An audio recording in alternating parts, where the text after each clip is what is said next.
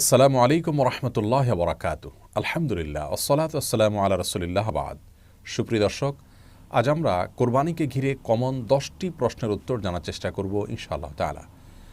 সর্বপ্রথম যে প্রশ্নের উত্তর জানবো তা হলো ভাগে কোরবানি দেওয়া প্রসঙ্গে।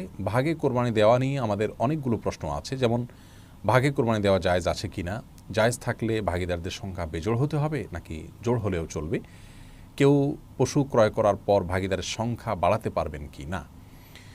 এর সংক্ষিপ্ত উত্তর হলো যে গরু এবং ওট বড় পশুতে ভাগে কোরবানি দেওয়া যাবে এবং সর্বোচ্চ 7 জন ব্যক্তির তরফ থেকে গরু এবং ওট যথেষ্ট হবে।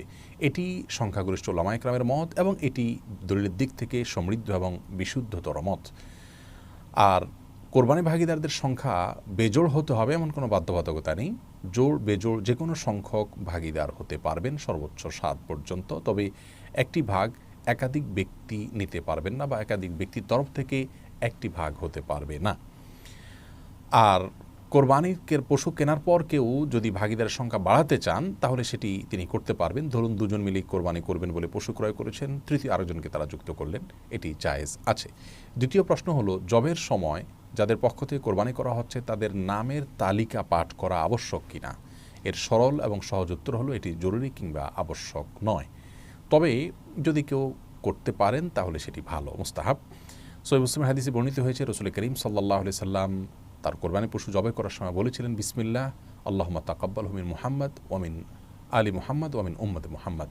যার অর্থ হলো, আল্লাহ আমি আপনার নামে এটি জবাই করা শুরু করছি, আপনি এটাকে কবুল করুন মুহাম্মদের পক্ষ থেকে, তার পরিবারের তরফ থেকে, তার উম্মতের তরফ থেকে। এই জন্য কোরবানি যাদের পক্ষ থেকে করা হচ্ছে জবের আগে তাদের নামগুলো উল্লেখ করে, নাম পাশাপাশি বাবার নাম এভাবে যদি উল্লেখ করা হয় অমুকের সন্তান অমুক, এরকমভাবে সবার নাম উল্লেখ করে যদি বলা হয় আল্লাহ সবার তরফ থেকে আপনি কোরবানি কবুল করেন, এরপরে ছুরি চালনা করা হয়, এটি মুস্তাহাব, এটি উত্তম, জরুরি বা আবশ্যক কোনো বিষয় নয়। তৃতীয় প্রশ্ন হলো, কোরবানির গোশত ভাগীদারদের মাঝে যদি অনুমান করে বন্টন করা হয় সেটি উচিত হবে কি না। এর উত্তর হলো না, এটি উচিত হবে না, বরং যথাসম্ভব পরিমাপ করে সমান হারে সবার মধ্যে বন্টন করা উচিত এবং কর্তব্য।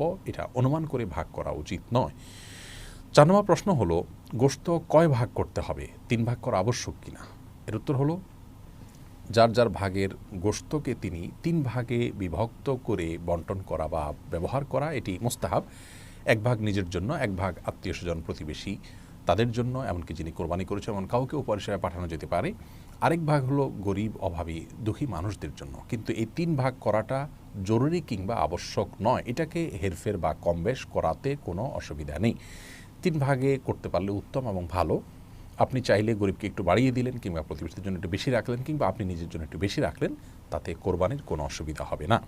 5 নম্বর প্রশ্ন হলো, ঋণ করে কোরবানি করা যাবে কি না। এর সরল উত্তর হলো, ঋণ করে কোরবানি করা যাবে যদি আপনি পরবর্তী ঋণ পরিশোধের ব্যবস্থা থাকে, আপনি সেই জায়গা থেকে ঋণ পরিশোধ করে দিবেন, এরকম আশা যদি থাকে আপনি অবশ্যই ঋণ করে কোরবানি করতে পারবেন। তবে ঋণ করে কোরবানি করা কারোর জন্য আবশ্যক নয়। আপনি যদি অভাবী হন, ঋণ করে কোরবানি আপনার জন্য করা উচিত হবে না। যদি ঋণ পরিশোধের আপাত দৃষ্টিতে আপনার কাছে কোনো ব্যবস্থা না থাকে এবং যার কাছে ঋণ করছেন তাকে যদি আপনি ঘোরাতে হয় সে আশঙ্কা থাকে, তাহলে ঋণ করে কোরবানি না করাই উচিত।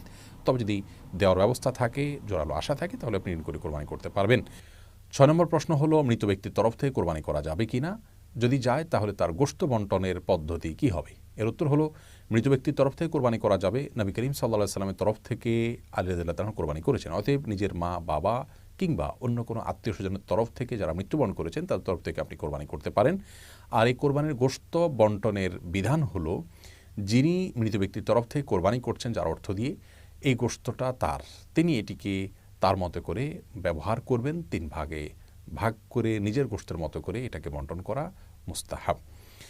আর যদি কোনো ব্যক্তি মৃত্যুর আগে ওসিয়ত করে যান কোরবানির জন্য, তাহলে সেই কোরবানি গোশত আবার সম্পূর্ণটুকু দান করে দেবে গরিবদেরকে। এটা তার ওসিয়ত যারা প্রতিপালন করেছেন তাদের হক নয়, এটা গরিবের হক। 7 নম্বর প্রশ্ন হলো, কোরবানি পশু নিস্তেজ হওয়ার আগেই অনেকে চামড়া ছেলা শুরু করেন, রক কাটা শুরু করেন, এটি জায়েজ আছে কিনা। এর উত্তর হলো, এটি সম্পূর্ণ গুনাহের কথা। এমনকি জবের পরের সময় কসাইরা চাকু দিয়ে খোঁচাতে থাকেন, এর ফলে কোরবানির পশু স্বাভাবিক মৃত্যু না হয়ে অস্বাভাবিক মৃত্যু হতে পারে, যার ফলে পশু খাওয়া পর্যন্ত হারাম হয়ে যেতে পারে। এই জন্য চাকু দিয়ে জবের পরে খোঁচানো উচিত নয় এবং নিস্তেজ হওয়ার আগে চামড়া ছেলা কিংবা রড কাটা সম্পূর্ণভাবে নাজায়েজ কাজ। সহিহ মুসলিম হাদিসে আসছে, পশুর প্রতি অমানবিক না হওয়া প্রয়োজন ছাড়া, সেজন্য এটি করা যাবে না। 8 নম্বর প্রশ্ন হলো, অনেক সময় দেখা যায় বুড়ি পরিষ্কার করতে দেওয়া হয় এবং যাকে দেওয়া হলো তাকে বলা হয় যে এটা পরিষ্কার করার পর তুমি কিছু নিও, আমাকে কিছু দিও। এটি জায়েজ আছে কিনা? এর সরল উত্তর হলো এটি জায়েজ নাই। কারণ নবী করিম সাল্লাল্লাহু আলাইহি সাল্লাম কোরবানির পশুর গোশত যারা প্রস্তুত করেন তাদেরকে কোরবানির পশুর গোশত থেকে কোনো কিছু দিতে নিষেধ করেছেন। সেজন্য এটি জায়েজ নয়। আপনি হয় সম্পূর্ণ বড়ি কাউকে দিয়ে দিবেন অথবা তাকে দিয়ে পরিষ্কার করার পর তাকে টাকা দিবেন, বড়িটা আপনি নিবেন, কিন্তু পরিষ্কার করার বিনিময়ে কিছু বড়ি তিনি নেবেন, এটি জায়েজ নয়। ৯ নম্বর প্রশ্ন হলো অমুসলিমকে কোরবানি গোশত দেওয়া যাবে কিনা? উত্তর হলো অমুসলিমকে কোরবানি গোশত দেওয়া যাবে, কোনো নিষেধাজ্ঞা ব্যাপারে নাই। ১০ নম্বর প্রশ্ন হলো কোরবানি গোশত কতদিন রেখে খাওয়া যাবে, ফ্রিজে রেখে খাওয়া যাবে কিনা? এর উত্তর হলো যে কোরবানি গোশত ফ্রিজে রেখে খাওয়া যাবে এবং কতদিন রেখে খাবেন এটি একান্তই আপনার ব্যাপার। এক্ষেত্রে শরীয়ত কোনো সীমানা নির্ধারণ করে দেয়নি যে এর মধ্যে কোরবানি গোশত খেয়ে শেষ করতে হবে। আল্লাহ তাআলা আমাদের সকলকে প্রতিটি ইবাদত সঠিক এবং শুদ্ধরূপে সম্পাদন করার তৌফিক দান করুন। আসসালামু আলাইকুম ওয়া রাহমাতুল্লাহি ওয়া বারাকাতুহু।